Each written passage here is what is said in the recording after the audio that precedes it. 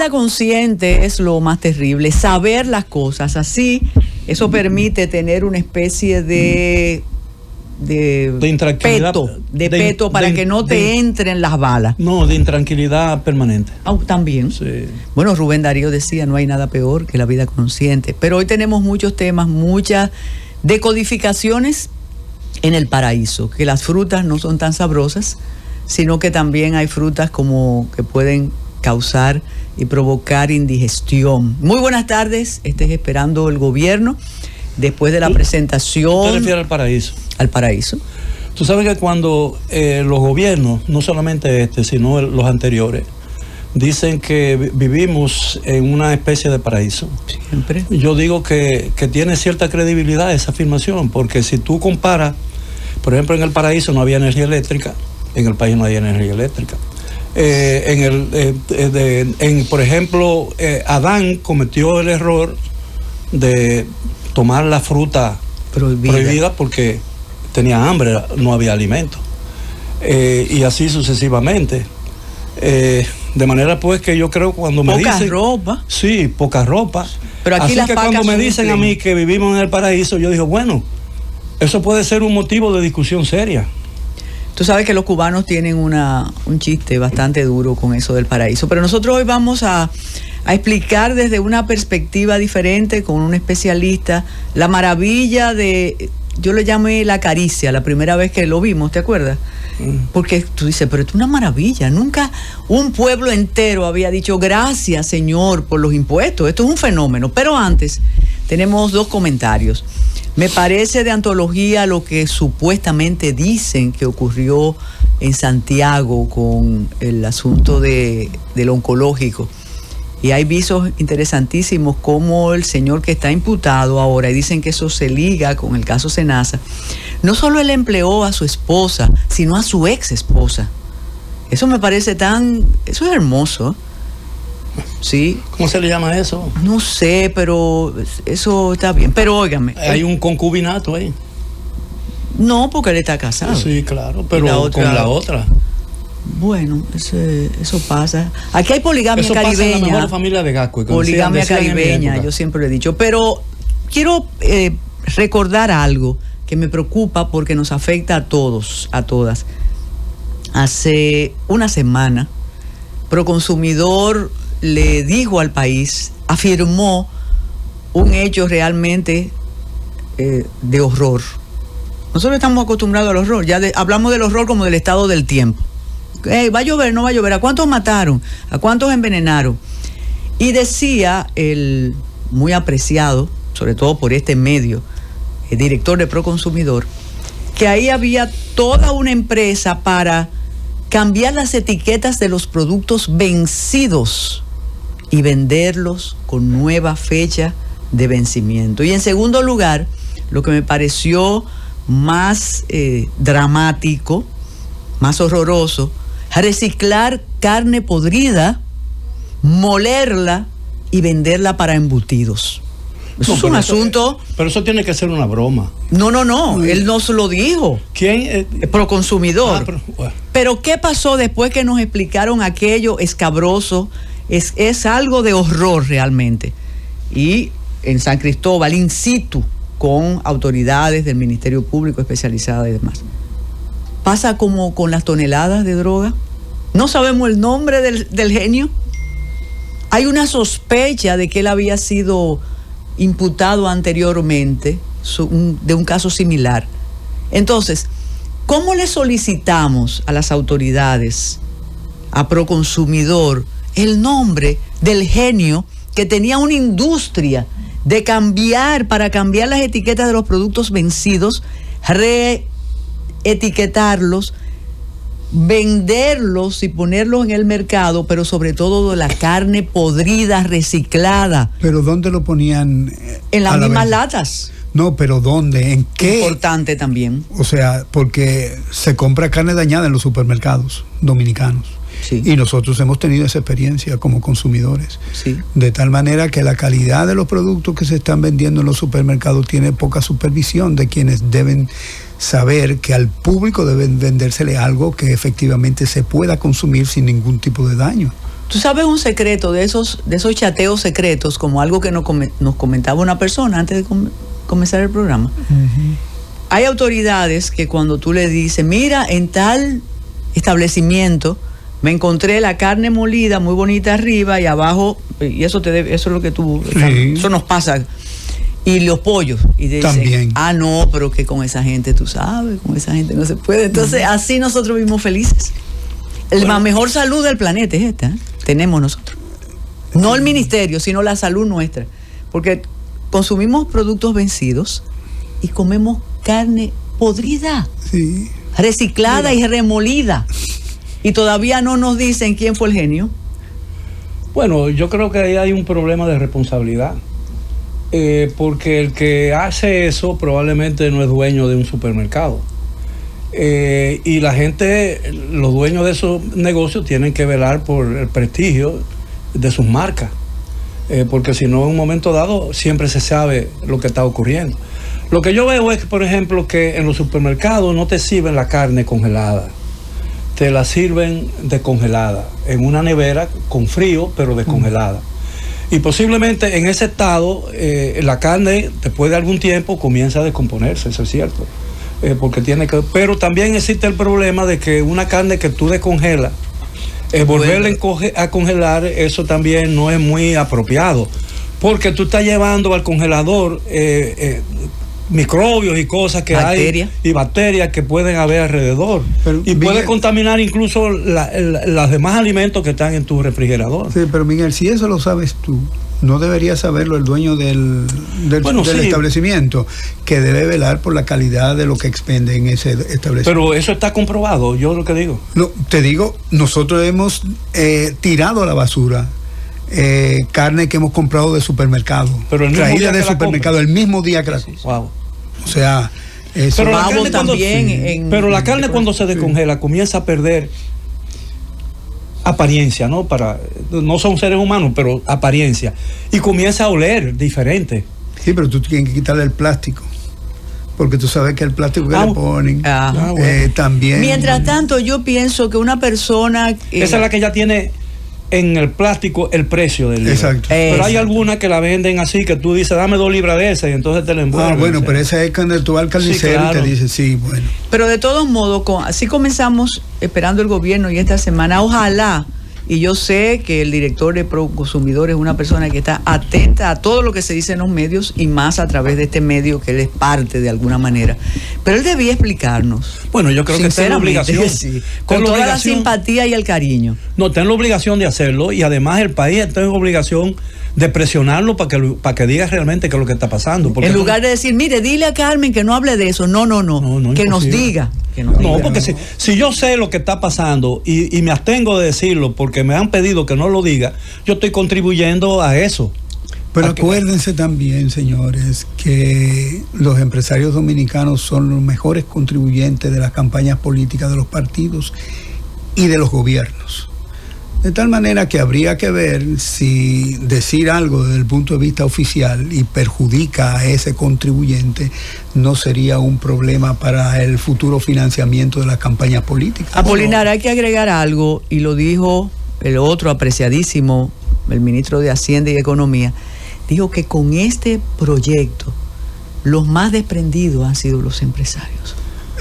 Sí, no, él dice que han sido absolutamente solidarios. Le damos la bienvenida a Apolinar Veloz para que nos diga, yo no sé, quizás Miguel, porque tú eres mucho más joven que nosotros dos. ¿Tú te acuerdas aquella serie Superman, el hombre de acero? El Superman de Bella Chica o Superman grande ya. Una radionovela. No es un avión, no es un pájaro, es Superman. Y empezaba a mejorar el calmante sin igual presenta Superman, el hombre de acero.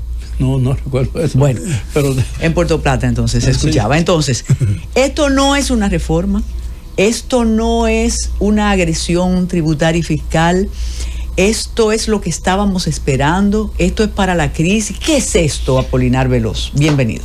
Gracias, Carmen. Mira, si considero que el ministro de Hacienda y Economía estaba atacando el problema fundamental, que debe, digamos, resolver la reforma fiscal, debo decir inmediatamente que no tiene idea de lo que pasa en el sector fiscal. ¿Por qué lo digo? Si ustedes se recuerdan, hubo una ley, la 112, que es la Estrategia Nacional de Desarrollo, que daba el mandato de hacer 3 reformas, sí, dentro de las cuales estaba la reforma fiscal. Y solamente hay 1.5 aprobada. Bueno, pero en esa reforma, ¿qué era lo que se estaba buscando? Se habían hecho 5 reformas del 2000 hasta el 2012, se habían hecho 5 reformas. ¿Para qué? Para sencillamente hacer que la presión fiscal subiera, y no solamente que subiera, sino se mantuviera por encima de 14% del producto. Nunca se logró. ¿Por qué? Porque hay elementos que no están siendo atacados en esta reforma que impiden que eso se pueda lograr. Uno, eso es lo primero. Lo segundo es que el ministro de Hacienda no habló absolutamente nada del déficit fiscal. El déficit fiscal que mantiene la deuda creciendo de la República Dominicana. El Fondo Monetario Internacional ha señalado en varias oportunidades que el déficit fiscal debe ajustarse de tal forma que ponga en una trayectoria de estabilidad la deuda pública. ¿Y cuál es el déficit? 328 mil millones. No, pero con relación al PIB. 3%. Ah, sí. Pero ha sido 3%. En eso han sido maravillosos todos los gobiernos. Todos los déficits son de 3% del producto. Todos. 3%, 3%. Eso es una repetición. Ahora, ¿cuál es el problema?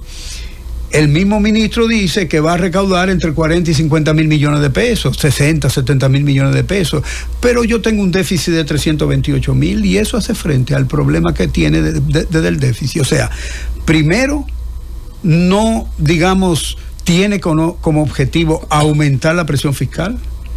En segundo lugar, no tiene ningún tipo de propósito con respecto al déficit fiscal y la colocación de la deuda pública en una trayectoria de estabilidad.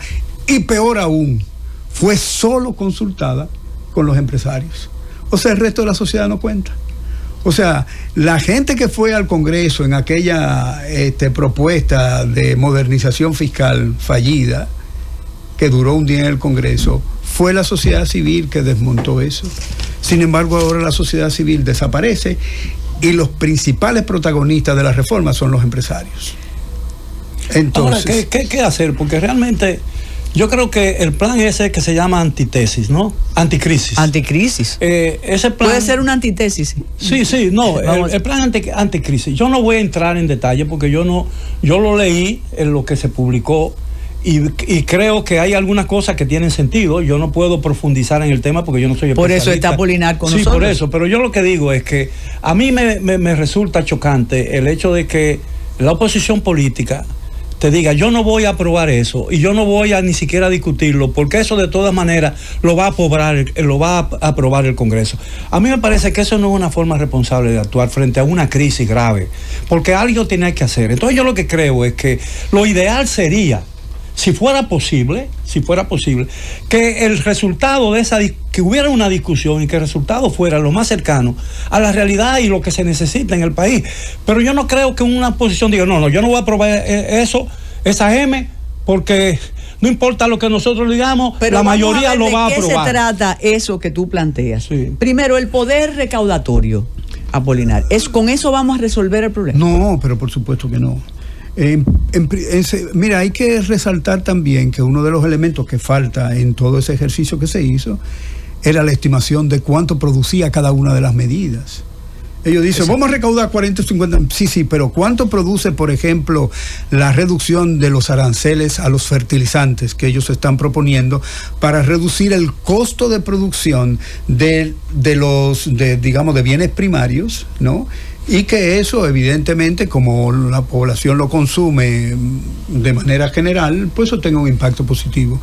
Pero espéreme un momento, le va a reducir el costo, eso va a aumentar los beneficios de esa gente, pero a esa gente usted no se plantea cobrarle impuestos por la acción del Estado que le beneficia a ellos, porque ellos van a tener un incremento de beneficios.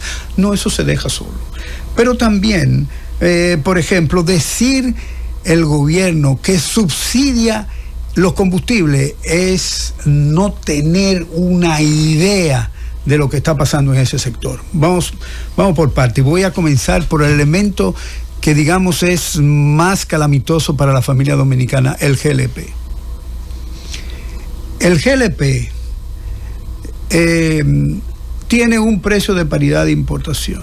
Un precio de paridad de importación cuyo precio, digamos, base es el Mont Belvieu, que es el que da ese tipo de precio. Ese precio no lo usa el gobierno, usa el que le da la gana. Y normalmente un precio más elevado. ¿Y qué gana con eso? ¿Qué gana con eso? Que le vende el precio más caro a la gente. Pero espérate, no solamente eso. Se aprobó en Industria y Comercio dos, ellos no sé cómo le llaman a eso que aprueba, que afecta a las empresas del sector, para poner 2 cargos sobre el GLP. Esos 2 cargos significan en la actualidad que cada consumidor de GLP paga 27 pesos con 14 centavos por cada galón. Es un cargo directo al consumidor. Al consumidor. Pero ese cargo directo al consumidor se usó para ampliar los puertos de la importación de combustibles y ampliar las esferas de almacenamiento. Lo que debió haber salido de las ganancias de esos importadores salió de los bolsillos de los consumidores. Y todavía estamos pagando eso. Peor aún todavía. La norma internacional establece que el gas propano debe servirse a una temperatura de 15.6 grados centígrados. ¿Por qué? Porque si tú la sirves mayor de ahí, se evapora. Y además pierde, ¿cómo se llama? Concentración. Sí, claro. Entonces, ¿qué ocurre? Tú dices, bueno, ¿y qué eso tiene de importante? Que los consumidores están pagando por un gas que no tiene el poder calorífico que le dicen que tiene, porque la ley establece que es una combinación de 70-30, 70 propano y 30 butano. Pero esa concentración no se usa, la refinería no la usa. Y por consiguiente, ¿qué es lo que están haciendo? Te están sirviendo cualquier cosa y tú estás pagando como si fuera un producto de primera calidad. Apolinar, cuando dicen que el Estado, que el subsidio a los combustibles beneficia a los grandes y no a nosotros 3, explícame eso. Hay uno, que es el gasoil óptimo, que ese sí tiene un subsidio del gobierno que es 1.24 pesos por galón. ¿Pero quiénes usan eso? La industria. La industria y la gente que tienen esos aparatos grandísimos que son de gasoil. Pues son la gente rica. Entonces, tú estás subsidiando a los ricos. Sin embargo, cuando tú tomas los demás, entonces tú estás pagando de más. Porque ¿qué es lo que ocurre? La refinería importa combustibles y cuando importa esos combustibles, lo que debe utilizar es el precio de los contratos que tiene. La refinería tiene contratos que tienen descuento entre 10 y 20% dependiendo del combustible y de la cantidad. Pero la refinería no usa ese precio. ¿Qué precio usa? Usa el precio del mercado spot, es decir, el precio que reina ese día. Que obviamente es mucho más grande, mucho más alto que el precio del contrato. Ahora, la refinería está exportando productos terminados, tengo yo entendido. Sí, pero ese es el asunto, porque sí. ella que lo recibe y ella que lo vende. Pero ahí en ese precio de paridad de importación, ya los consumidores estamos pagando un precio mucho más elevado que lo que dice la ley. Bueno, ellos prometen cambiar todo eso con una ley nueva.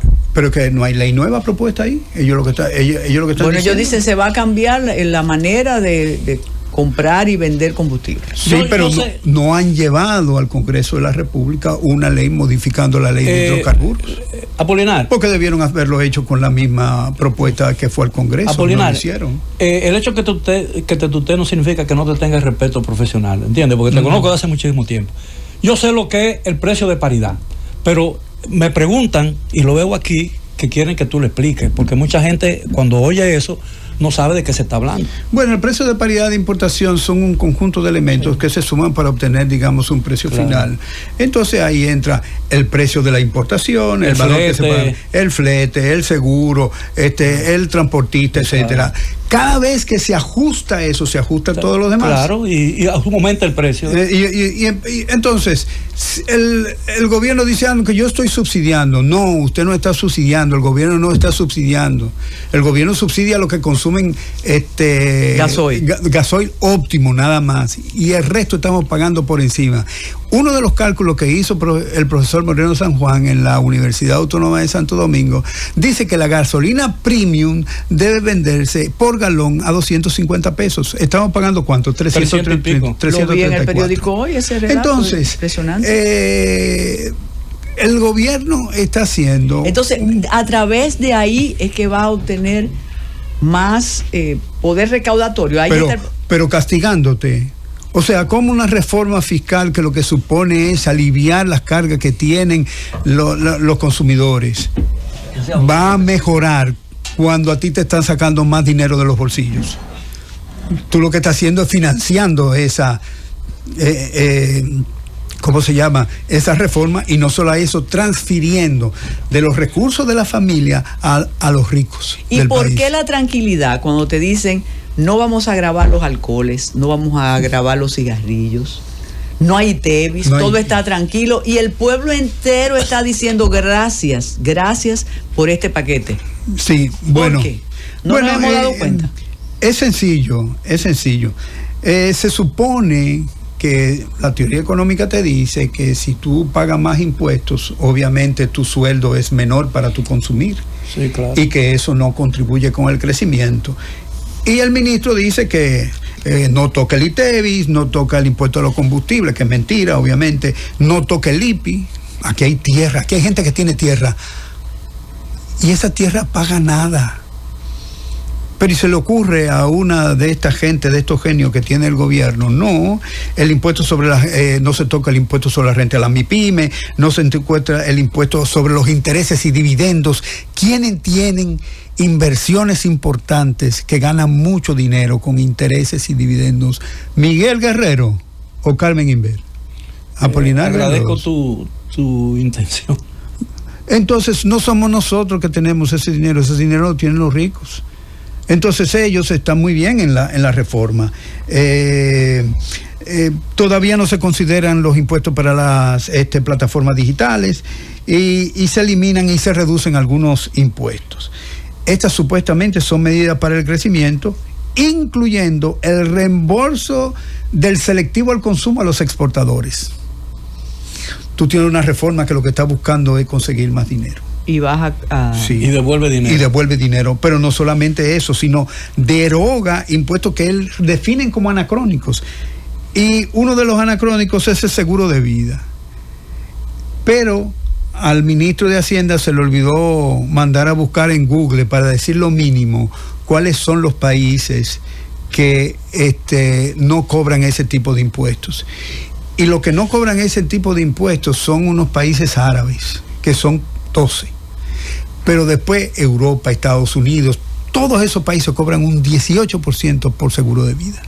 Y eso lo va a quitar.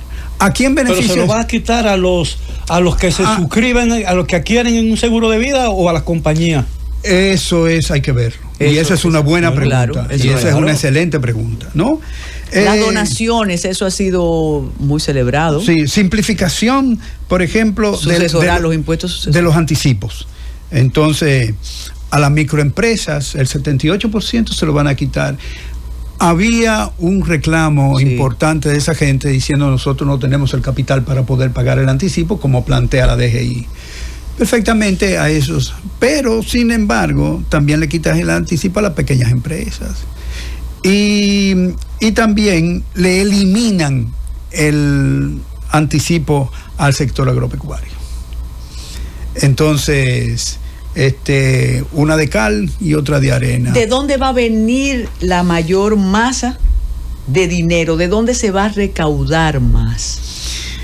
¿De dónde se va a recaudar más? Déjame decirte de dónde se va a recaudar menos. Hay una amnistía fiscal en este proyecto. Está aquí en la amnistía fiscal, eso significa que la gente que no cumplió no solamente no va a pagar, sino que va a pagar, llega un anuncio, a un acuerdo posterior y paga menos, pero no solamente paga menos, sino que la DGI se compromete a no investigar jamás ese periodo. O sea que la impunidad frente a la evasión va a seguir. No, y además pone a los que evaden el pago del impuesto, lo pone en situación de privilegio frente a lo que cumplen. Efectivamente. Y eso es una mala señal. La ampliación del régimen simplificado de tributación. Exacto, eso es ahí amplía, que antes tenía hasta creo que era 3 millones, ahora lo subió a 12, 15, es decir que la gente que no llega a ninguno de esos no tiene que hacer ningún tipo de declaración jurada, y yo pensaba que era ponerlo más bajo para que todo el mundo tuviera la necesidad de usar el régimen simplificado para que declarara los impuestos, y eso beneficiaba a la administración la administración del Estado. Evidentemente que el umbral para ese régimen simplificado de tributación para las pequeñas empresas se sube a 30 millones, todavía más, y para empresas medianas y grandes en 55, 60 millones, de tal manera que tú estás invitando a la gente a que utilice la ventaja que tú le diste, porque yo voy a declarar, si yo gano menos de ahí, a lo mejor declaro menos, y no tengo que declarar nunca. Los juegos, el impuesto a los casinos. Modernización del impuesto sucesoral. Aquí hay una joya. Se reduce del 25 al 3%.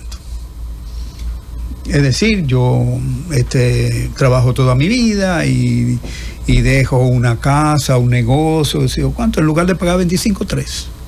O sea, tú estás beneficiando la riqueza, en lugar o a los herederos. No, a los herederos de esa riqueza, sí. Porque ellos no lo van a agarrar y lo van a tirar y se va a perder por ahí. Ellos van a tratar de mantener ese negocio, porque de eso va a depender su vida futura. Entonces, desde ese punto de vista, tú lo que estás diciendo, bueno, ustedes que han ganado y que tienen ganancias extraordinarias, entonces ustedes se van con un 3% y el 22% restante, no se preocupe que lo vamos a conseguir de otro sector. Todavía no me has dicho de dónde viene la fuente recaudatoria enorme. Es que no la calcularon, Carmen. Es que no lo calcularon, no nos los dieron esos números. Solamente lo único que dijeron entre 50 y 60 mil millones de pesos. ¿Cuándo ya vamos a tener ese dinero? ¿En febrero? Carmen, si el déficit es de 328 mil millones, 50 mil millones, 60, pon que recauden 100 mil. Todavía no llegan a la mitad del déficit. Ahora, ¿cuál es la solución entonces? Porque la solución yo veo que la oposición se niega a discutir si quiere el asunto. Claro que se tiene que oponer. Pero y entonces... Pero ¿tú sabes por qué se opone? Porque hay un problema político que comienza con el régimen electoral dominicano. El régimen electoral dominicano permite que sencillamente las grandes fortunas de este país financien las campañas electorales. Sí, yo entiendo. Y por eso, espérame, ¿y quiénes son los que tienen la mayor responsabilidad fiscal? Son los que tienen exenciones fiscales, que son 389 mil millones este año.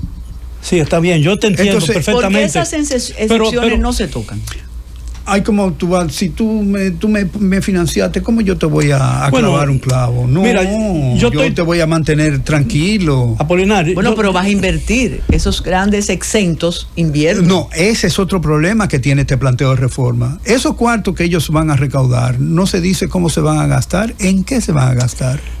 Sí, pero yo lo que veo es lo siguiente. Yo lo que me planteo es una cosa que para mí no le veo lógica a la oposición a esto, porque negarse a discutir un programa... Pero tú estás hablando de los políticos. Sí. Bueno, sí, yo sé. No, hombre, no, de esa gente no hable, porque esa gente se entienden entre ellos. Bueno, pero está bien, pero entonces el país, si no hay una discusión seria, porque lo que tú estás diciendo puede contribuir a que la nación dominicana y la gente que toma decisiones, porque ni tú ni yo tomamos decisiones políticas importantes que cambien la vida de este país. No. Nosotros tenemos una vida más o menos intelectual, tú más que la mía y Carmen más que la mía, pero vivimos en cierta forma en un paraíso muy personal de nosotros, divagando en una cosa, pero aquí hay una realidad.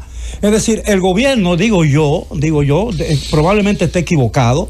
Es decir, el gobierno se enfrenta, el país se enfrenta, no el gobierno, a una situación, un entorno lleno internacional, global de incertidumbre, donde hay dos guerras. E incluso ahora Ucrania ha dicho que está a punto de desarrollar la bomba atómica, y entonces Putin dice que tiene el dedo frente a una bomba, que nada más tiene que apretarlo. Estados Unidos ha tenido una derrota terrible y humillante en su guerra con Irán, y el mundo está al borde de una situación que no se había presentado desde el final de la Segunda Guerra Mundial. Ni siquiera en la guerra del Suez, ni siquiera en la guerra de los 6 días, y ni siquiera en ninguna otra guerra regional. Entonces yo digo, la sociedad dominicana se enfrenta, algo tenía que hacer el gobierno. Lo que ha hecho es un disparate, perfecto, yo lo admito. Yo no tengo la autoridad para decir que es un disparate, pero tú y mucha otra gente tiene la autoridad para decirlo. Entonces, lo que el país tiene que hacer en este momento es sentarse a discutir el plan, si ese plan realmente vale y qué podemos hacer, si hay la posibilidad de meterle algunas enmiendas que lo mejoren, o decir finalmente, o bueno, de nuevo. Sí, no, exactamente. Otra vez. O que no mate, que me come el tigre. No, pero mira, en ese análisis que tú has hecho, Miguel, ha faltado un elemento clave, y es la derechización de todos los países que tienen democracias occidentales. Bueno, y te digo, eso es la ideología. No ideología, no, y te digo eso porque eso tiene un impacto importante en este tipo de decisiones. Bueno. ¿A quién consulta el ministro de Hacienda? ¿Fue con los empresarios que se sentó? Cuando tu hijo te enferma o tu esposa te enferma. Ahora yo te digo, evidentemente que lo respaldaron. ¿Con qué otro sector podría discutir el ministro de Hacienda y Economía? Pero podría discutir con las universidades, por ejemplo. Hace rato que eso no... Sí, que eso no ocurre. Podría discutir con los grupos de la sociedad civil que están identificados, que tienen nombres muy específicos y que los usan cada vez que quieren, digamos, darle un tinte de democracia. Esta decisión fue antidemocrática, sencillamente se decidió con la gente que probablemente salga más beneficiada de este paquete de medidas. Los decretos de austeridad que el presidente ha firmado, 4, no se aplicaron, no podrían haber recaudado lo que ellos pretenden recaudar ahora. No, pero déjame decirte, Carmen, se reduce de 25 al 10% el impuesto sobre la renta de la ganancia de capital. Este es un plan de derecha, ¿no? Claro. Entonces, ¿cuál es el plan de la izquierda? No, espérame, que la izquierda no está en el poder todavía. No me quiera poner, está bien, lo pero que ¿cuál estoy sería? Lo que estoy juzgando es lo que está haciendo el gobierno. Vamos a una suposición, Apolinar. Yo lo que estoy tratando es encontrar caminos, vías de discusión seria. Yo te lo puedo plantear. Sí. Yo te lo puedo plantear. Esto se resuelve. ¿Cómo recaudamos? Esto se resuelve fácilmente, sencillamente, eliminando las exenciones fiscales, que son 389,000 millones según el último cálculo que ha hecho el ministro de Hacienda o el Ministerio de Hacienda. 2, la eliminación de las evasiones del ITEVIS, que van por encima de los 250,000 millones. Ahí hay 600,000 millones. Y no están cheleando con 50 y 40,000 millones. Bueno, ahora, ¿cuál es el problema? También hay que decir, hay un problema político por el hecho de que el sistema electoral dominicano invita a que los empresarios financien sus favoritos. Tú dices que la izquierda no tenga el poder. Ahora yo voy a referirme, voy a hacer un parangón. Yo no sé si vale la pena. Izquierda, además. No, espérate. Yo recuerdo que hay una famosa frase de Lenin que decía: pinchar con la bayoneta. Es decir, pinchar con la bayoneta. Si ofrecen resistencia, déjate pinchar. Si no ofrecen resistencia, seguir pinchando. Entonces, ¿por qué no pinchamos? ¿A quién tú le estás pidiendo eso? No, a la sociedad dominicana. Ven acá. Pero estamos desmovilizados. Bueno, entonces es una rendición. No, Miguel. Sí, lo que pasa es que tú has llevado muy bien. No, fuiste tú que hablaste de derecha. Yo no he hablado de derecha. Bueno, entonces yo te digo cuál es la solución de la izquierda. Pero que la izquierda no tenga el poder. Bueno, pero pinchemos con la bayoneta. No, lo que pasa es que nosotros estamos acostumbrados a hacer análisis con frases prestadas de líderes políticos. No es así. Lo que pasa es que la oposición históricamente, el PLD en su momento, la izquierda en su momento. No, espérate. Todos los partidos políticos aquí, todos los partidos políticos que han concursado de la muerte de Trujillo, han apostado aquí, desgraciadamente, yo le he dicho y no me canso de repetirlo, al fracaso del gobierno. Oye, históricamente eso ha impedido que el país se aproveche de oportunidades. El mundo cambió y la correlación de fuerzas también. Yo no creo que eso sea así. Yo creo, sin embargo, que la izquierda dominicana se empecinó en seguir un modelo latinoamericano que fue el modelo cubano, donde no necesariamente se llegaba al poder a través de las armas. Y evidentemente que eso funcionó para Cuba y ha funcionado para otros países. Pero funcionó para Cuba. Cuba tiene un país, tiene una economía hecha. Bueno, no hable de bloqueo, porque el bloqueo no ha existido. Espérame un momento. El único país de América Latina que desarrolló una vacuna para el COVID fue Cuba. Dime cuál otro más. Bueno. No, dime cuál otro más. Bueno, vamos a poner que eso sea cierto, pero ¿y el otro? Está bien, pero está bien. Dime también, en el modelo de educación cubana, todas las evaluaciones que han hecho organismos internacionales, no nosotros. Vamos a la recaudación, volvamos al taller. Es un mito, es una mentira. Lo mismo que yo creo que es un mito, que el hecho de que tú tienes... ¿Cuántos años de bloqueo que tienes? ¿Bloqueo? De bloqueos. Bueno, pero Cuba negocia con todos los países del mundo. Hay un embargo americano. Oye, un embargo. El embargo americano toca a todo el mundo. No, espérate. Desde hace 5 años. Espérate, porque estamos hablando de algo fundamental en esto. Estados Unidos es el tercer, ahora es el tercer o el quinto socio comercial de Cuba. Mira, yo no sé hace varios años. Yo no sé si es el quinto o el tercero. Yo lo que sí sé es que cualquier empresa de América Latina que haga negocios con Cuba no tiene negocios con Estados Unidos jamás. Eso sí lo sé. Bueno, pero ¿qué quiere tener negocio con Estados Unidos? No, pero espérate, mira, es que hay esa estigmatización de izquierda a derecha. Tú fuiste que pusiste lo de la derecha, tú fuiste que pusiste la ideología. No, yo no estoy poniendo la ideología. Tú fuiste a la derecha. La ideología es lo que tú piensas de algo. Yo lo que estoy diciendo es una realidad. Aquí los gobiernos han sido formados por el financiamiento de la derecha, de los empresarios. Y son los que tienen representantes en cada uno de los ministerios para defender sus intereses. Ahora, y tú puedes ir ministerio por ministerio y tú lo vas encontrando en cada uno. Por esa razón es que estamos pagando todos los dominicanos 27 pesos con 14 centavos por galón del GLP, porque sencillamente esos son empresarios que hay que darle las gracias. Volvamos a las medidas económicas, que de hecho el presidente del Senado, prácticamente desde que designó la comisión bicameral, porque el ministro había dicho el lunes lo presento, pero terminando su rueda de prensa presentaron el proyecto. Es decir, que eso es friendo y comiendo de inmediato. Entonces volvamos. ¿Es una reforma fiscal? ¿Es un paño tibio? ¿Dónde y cuándo vamos a tener el dinero que busca esta reforma? Carmen, para responder, es un reordenamiento de los ingresos. Por ejemplo, las transferencias que normalmente nosotros hacemos para pagar todo, la luz, el agua, etcétera, ahora en lugar de 0.15% vamos a pagar 0.20%. Entonces, de ahí va a salir dinero. Por ejemplo, hay un aumento a 30% del impuesto sobre la renta empresarial a los grandes contribuyentes que obviamente venden más de $1,000 millones al año. Multiplícalo por 58, ¿no?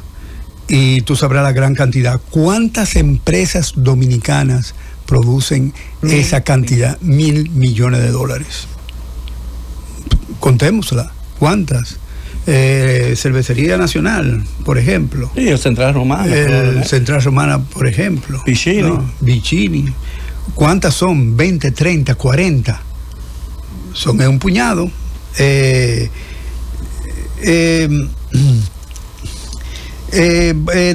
Por ejemplo, esas empresas supuestamente, según el cálculo que ellos han hecho, lo que representa de los contribuyentes es 0.71%, menos del 1%. 0.71%. Sí. Ah, bueno, cero adelante. Ese sí, exactamente, menos del 1%. Sí. Entonces, ¿qué más tenemos? Impuesto selectivo a los cigarrillos electrónicos y a los vapers, está bien.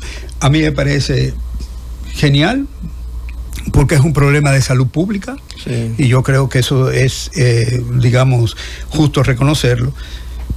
Y también hay un aumento de la tributación de los casinos y juegos de azar.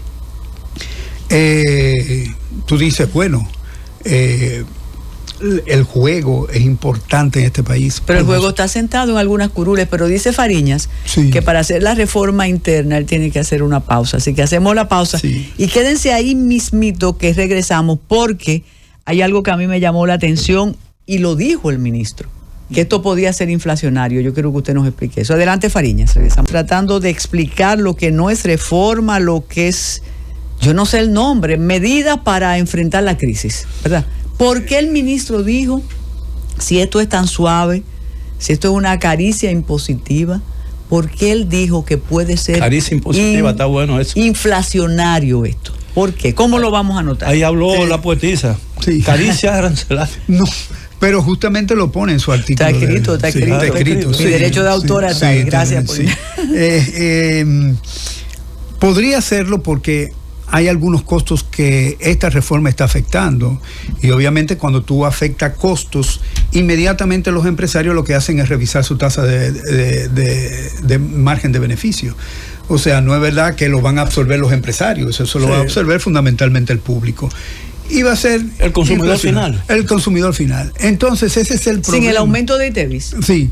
El problema es que normalmente las reformas, que supuestamente debe ser algo equilibrado, es decir, que paga más el que tiene más, nunca es así. Normalmente paga más cuando son muchos los contribuyentes. Por ejemplo, los consumidores es la base digamos, de la recaudación más fácil que hay. Sencillamente tú multiplicas la alícuota por la cantidad de gente que consumen y sencillamente eso te da la recaudación. Habría que tener en consideración, probablemente, que si tú tienes un producto que tiene una elasticidad mayor que cero, es decir, que es elástico, como dicen los economistas, es decir, que responde muy rápidamente al incremento de precios, que te baje la demanda impone, la demanda. Y sencillamente tú recaudas un poco menos, pero probablemente la recaudación normalmente se cumple. ¿Cuál es el problema de esto? El problema es, Carmen, que tú sabes de manera general que te han propuesto que van a recaudar entre 50 y 60 mil millones de pesos, pero que ninguna de las medidas vino acompañada de la estimación. Yo no sé si ellos están usando, qué base están usando, qué cantidad de gente hay en cada uno de la categoría de impuestos que ellos han propuesto de la modificación, y tú no sabes, ellos son los que saben, tú no tienes esa data. Esa data la tiene la DGI. Hay varias preguntas. ¿Hay algún esfuerzo en ese plan para mejorar la captación o disminuir la evasión fiscal? Hay un esfuerzo para disminuir la evasión. La existente. La evasión. El asunto es que cuando tú estás hablando de evasión, tú tienes que hacer muy claramente la definición de qué es evasión. Ahora bien, ese mismo proyecto, al mismo tiempo de que existe un esfuerzo para eliminar la evasión, tiene una ley de amnistía fiscal. Exacto. Entonces, es contradictorio. O sea, tú no puedes estar queriendo recaudar más eficientemente a Miguel Guerrero y a Carmen Inver, y sencillamente al mismo tiempo, está bien, yo le puse eso, pero al mismo tiempo yo te voy a dar una amnistía fiscal. Y tú vienes, te declaran la amnistía fiscal, pagas unos chelitos y ya se acabó eso. Tú vuelves a evadir igual que antes. Apolinar Veloz, antes del problema con Hormuz, con Irán, con Israel, todo lo que sabemos que está pasando, eso está pasando, nosotros necesitábamos una reforma fiscal. Sí. Necesitamos una reforma fiscal porque fundamentalmente las recaudaciones fiscales se fundamentan en el consumidor, no importa cuál. O sea, el consumidor es el que paga alrededor del 76% de los ingresos tributarios dominicanos. De tal manera que es muchísimo. A través del consumo solo. Consumo y ITEVIS. Sí. Entonces, al mismo tiempo que tú tienes sacrificado al resto de los consumidores, tú tienes unos individuos muy cómodamente sentados que reciben exenciones fiscales de más de 600,000 millones todos los años durante más de 50 años. Entonces, eso debe emparejarse. Y te voy a traer un caso, porque no solamente es este gobierno que, digamos, le da algún tipo de ventaja a sus empresarios. Por ejemplo, Estados Unidos le dio ventajas a Elon Musk y le financió con alrededor de $1,200 millones la investigación que estaba haciendo para la producción del Tesla. Pero había un compromiso con el gobierno, y era que decía, tú no vas a vender el Tesla al precio que tú estás diciendo, tú tienes que bajarle por lo menos la contribución del Estado. Elon Musk no lo hizo y le obligaron a pagar $500 millones al gobierno americano. Eso no es lo que ocurre en el gobierno dominicano. El gobierno dominicano sencillamente te da y te da y te da y nunca te pide nada a cambio. Es el mejor gobierno. Ahora, ¿se ha hecho algún cálculo? Por ejemplo, yo estoy de acuerdo en que las exenciones tienen un límite y que tienen un plazo. Hay aquí exenciones, como tú bien dices, que tienen a 40 y 50 años, especialmente en el ámbito turístico. Ahora, ¿cuál sería el efecto? Y eso no tiene que ver, sino ¿cuál sería el efecto de la eliminación, por ejemplo, de un 50% de esas exenciones sobre los precios al consumidor? Porque no es los precios al consumidor, lo que tú le vas a quitar es a la ganancia del empresario. El problema es que el empresario no quiere ceder ahí. Pero no va a tener efecto sobre los precios. Pero es que... una pregunta. No va a tener efecto sobre los precios, porque tú lo que estás haciendo es que supuestamente el impuesto que tú me vas a pagar, tú te quedas con él. Ahora bien, tú dices, ¿eso va a afectar la ganancia? Sí, va a afectar la ganancia. Ahora bien, el empresario, según la definición de Schumpeter, que probablemente tú has leído también, no sé si Carmen, cuando te habla del empresario, lo liga fundamentalmente a la productividad y a la ganancia de productividad, no a la ganancia que te da el gobierno de manera gratuita. Entonces, desde ese punto de vista, si los empresarios dominicanos son eficientes y son competitivos, ellos pueden salir al resto del mundo a vender sus productos. Apolinar. Y tener participación, pero ellos tienen miedo porque ellos siempre han vivido a costa del Estado dominicano. Apolinar Veloz, algunos colegas suyos hablan de una especie de bipolaridad entre la macro y la micro. Entre las cifras que dice el Banco Central, que dice que estamos mejor y estable como antes o como nunca, sin embargo, necesitamos dinero. Eso es lo que yo no entiendo, y lo digo en primera persona. Y tú tienes razón, Carmen, porque el hecho de que una economía crezca tanto, debe producir más impuestos. Cada año debe producir más impuestos, porque si la gente gana más, debe producir más impuestos, debe consumir más. Ahora, ¿cuál es el problema con esa lógica? Que el crecimiento dominicano depende fundamentalmente del endeudamiento. No solamente del endeudamiento del Banco Central, sino del endeudamiento del gobierno. No solamente del sector público, sino también del sector privado. Entonces, una economía que dice que es estable, inmediatamente se le desaparecen esas fuentes de financiamiento, la estabilidad no funciona más. La estabilidad funciona es que aún no teniendo ese financiamiento pueda seguir funcionando. Y es lógico, digamos, desde el punto de vista de la definición de estabilidad. La estabilidad es la capacidad que tiene una economía de que si está creciendo a 5% y hay, por ejemplo, un efecto nocivo en la economía por un trastorno internacional como este que ocurre ahora, tiene la capacidad, se reduce la economía, el crecimiento, pero tiene la capacidad de volver a crecer al mismo nivel que antes. Pero en la República Dominicana eso no es lo que se entiende como estabilidad. Estabilidad es crecimiento económico y baja inflación. Pero vaya usted a comprar a los supermercados dominicanos a ver si efectivamente la inflación está tan baja como dice el... Aquí hay un aporte muy importante. Entonces un control de precios. No, yo no estoy planteando control de precios. No, tengo una pregunta. Yo no estoy planteando control de precios. Aquí hay un aporte muy importante del sector turístico. Y dice una persona, bueno, más que confiable y querida, dice, con relación al turismo, los dividendos no están exentos. tienen que reinvertirlo de manera obligada. Yo no sé si esa ley aún está vigente, pero esa fue la ley que le dio los incentivos al sector turismo. Eso era inicialmente. Ahora, yo no sé si una persona ligada al turismo.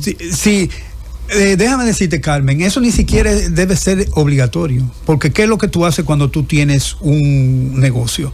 Tú tienes un beneficio y parte de ese beneficio no es solo para consumirlo todo, sino también para seguir reinvirtiendo y garantizar el crecimiento de esta actividad.